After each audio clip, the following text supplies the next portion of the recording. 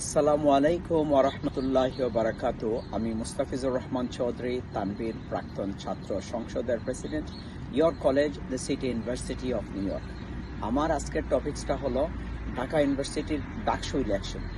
এই ডাকসু ইলেকশনের কে নিয়ে আমি কিছু কথা বলতে চাই। যেমন এজেন্ডা প্রসপেক্টিভ, ডাকসুতে যারা ইলেকশন করতেছেন যে প্যানেলগুলো আছে তাদের কয়েকটা পিনাকিদা অনেক কি বলছেন, মানে অনেক কিছু বলছেন ইন ডিটেলস, কারণ আমার ভিডিওগুলো শর্ট হয়। সো এর জন্য আমি বলবো যেগুলো পিনাকিদা বলছেন কাইন্ডস অফ আমি অল এজেন্ডাতে আমি এগ্রি করি। প্লাস হলো যেহেতু আমি বাইরে আমেরিকাতে স্টুডেন্ট লিডার ছিলাম, কলেজ সংসদের প্রেসিডেন্ট ছিলাম, আমার কিছু সাজেশন দিতে চাইতেছি। এক নম্বর হলো স্টুডেন্ট লিডার যারা হবে তাদেরকে একটা স্টাইপেন্স বা বেতন দিতে হবে, এবং ক্লাবের প্রতিটা ক্লাব মেম্বার মানে ক্লাবের একটা বাজেট থাকতে হবে। যে সমস্ত ক্লাব আছে, সংগঠন আছে ইউনিভার্সিটির মধ্যে, ওরা রেজিস্টার থাকবে স্টুডেন্ট গভর্নমেন্টের সাথে, এবং স্টুডেন্ট গভর্নমেন্ট তাদেরকে বাজেট দেবে।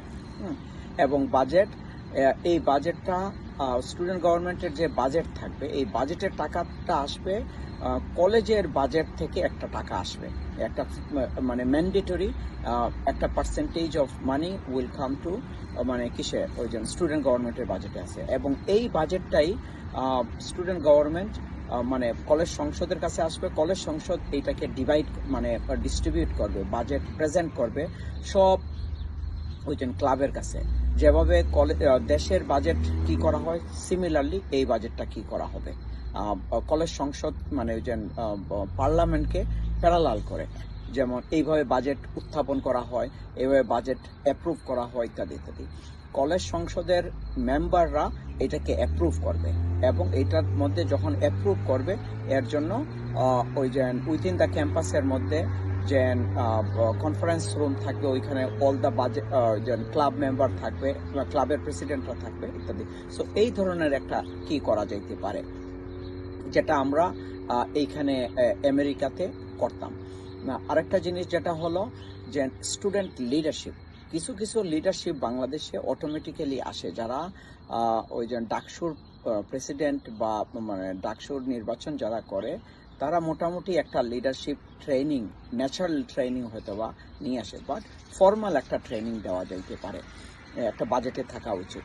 তারপরে স্টুডেন্ট গভর্নমেন্ট স্কলারশিপ, যেটা বিভিন্ন ক্লাবের প্রেসিডেন্টরা বা ভাইস প্রেসিডেন্টরা ওদেরকে দেওয়া হবে, এই ধরনের একটা বাজেট থাকতে হবে। সো এই সমস্ত বাজেট কিভাবে কালেক্ট করা হবে ওইটার মধ্যে ক্রিয়েটিভিটি থাকতে হবে। 3 নম্বর জিনিস যেটা, কলেজের মধ্যে কোনো টিচার যারা পার্মানেন্ট টিচার আছেন, প্রফেসর বা কি আছেন যারা পার্মানেন্ট টিচার, তারা বাইরে কোনো প্র্যাকটিস করতে পারবে না ইনকামের জন্য, এক। আর যদি করতে চায় তারা তাদের পার্মানেন্ট জব ছেড়ে দিয়ে তারা কনসালটেন্ট হিসাবে কলেজে থাকতে পারে, এক। আর 2 নম্বর জিনিস হলো যে কি অনুযায়ী, যেমন বাইরে থেকে বেসড অন ওই যে ওই পলিটিক্যাল অ্যাফিলিয়েশন কোনো অ্যাপয়েন্টমেন্ট হবে না।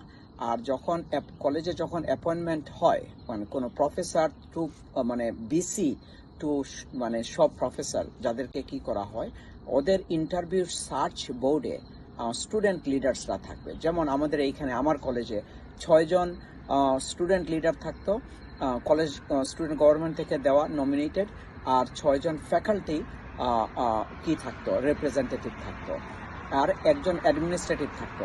তারা কলেজের বিসি থেকে ধরে যত পার্মানেন্ট হায়ার হইতো তাদের ইন্টারভিউ নিত। সো আই থিঙ্ক দ্যাট এইগুলা ইনক্লুড করা উচিত কিসের, ঢাকা ইউনিভার্সিটিতে, ডাকসুর কিসের মধ্যে। তো এই যে প্রসেস ইমপ্রুভমেন্ট যদি অ্যাড করা হয়, এবং আরেকটা জিনিস, লাস্ট জিনিস যেটা, এইটা দ্য গ্রেটেস্ট অপরচুনিটি ছিল ডাকসুর জন্য এবং অন্যান্য কলেজ সংসদের জন্য, লেজুর ভিত্তিক কোনো রাজনীতি থাকবে না। স্টুডেন্ট গভর্নমেন্টের ইলেকশন, সংসদের ইলেকশন থাকবে ইনসাইড ইন দ্য ক্যাম্পাস, তাদের বাইরের পলিটিক্যাল পার্টিদের সাথে কোনো কি হবে না, তাহলে ওই লাশের রাজনীতি এগুলা হবে না।